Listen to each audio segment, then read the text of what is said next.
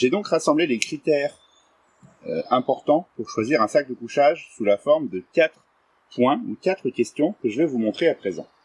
Donc en premier, il faut s'intéresser à la forme du sac de couchage. Il existe 2 grandes formes.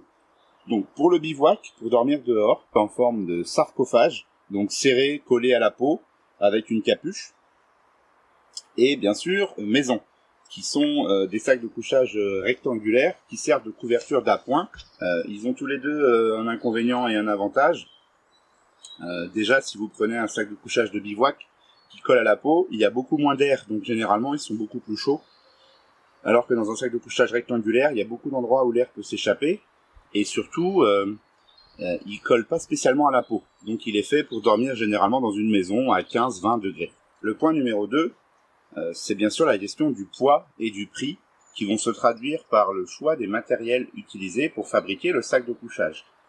Donc les 2 grandes familles qui existent, ce sont le duvet, c'est le sac de couchage que je vais vous présenter aujourd'hui, il est réalisé à partir de garnissage ou de plumes de canard. Le synthétique, c'est tout simplement de la mousse, hein, un produit industriel. Le duvet, lui, va généralement être pour des températures plus fraîches, parce que le duvet a meilleure capacité chauffante que le synthétique, la mousse.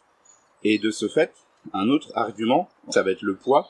Les duvets, les sacs de couchage en duvet vont être beaucoup plus légers que les sacs de couchage synthétiques, et également souvent bien plus compacts, donc bien plus sympas à emporter. Le 3e critère va être celui du volume. Si on choisit quelque chose qui est fait pour des températures plutôt basses, ce sera donc forcément un sac de couchage qui sera plus lourd, plus gros, parce qu'il aura besoin de plus d'isolant. Alors que si vous prenez un sac de couchage pour une température un peu plus haute, en France ça va être au-dessus de 10 degrés par exemple, là vous allez avoir un produit qui est plutôt léger, compact ou non, ça dépend si vous le prenez en duvet ou en synthétique, qui va faire le job pour l'intérieur généralement, dans une maison. Enfin, le 4e critère va être celui de la taille, donc longueur et largeur. La longueur, c'est de la tête aux pieds.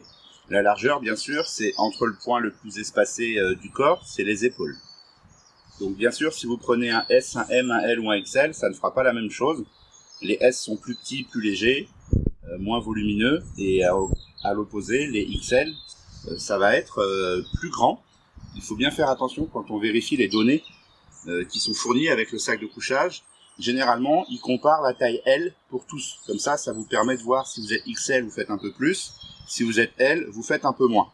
Il y a une dernière chose qu'il faut bien vérifier avec la température, qui s'organise en 3 données. Donc, la température confort, qui va être celle qui va apporter le plus de satisfaction. Et donc, la température confort, c'est une personne qui est allongée, qui ne bouge pas, et qui est plutôt de faible corpulence. Comme ça, on est sûr que ça marche pour tous les autres. Et si cette personne est confort, ça veut dire que le duvet est fait et adéquat pour cette température. La température limite, c'est l'inverse. C'est la température à partir de laquelle une dame de moindre corpulence, en étant un petit peu recroquevillée sur elle-même, sera à peu près correcte. Donc ça veut dire qu'on n'est pas loin d'avoir froid. Un homme serait pas mal. En température limite, c'est une bonne température pour un homme qui est un petit peu plus corpulent qu'une petite dame. Et bien sûr, la température extrême, donc là, c'est celle où les gens commencent à avoir froid, mais ça reste correct pour ne pas mourir de froid toute la nuit si jamais on devait rester là. Donc vous n'allez pas forcément dormir à cette température.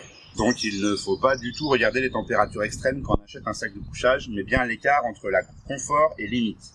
Sachant que si vous êtes plutôt frileux, regardez que confort, et si vous êtes comme moi de bonne corpulence, vous regardez la température limite, qui sera pour vous un bon indicateur de votre limite de confort.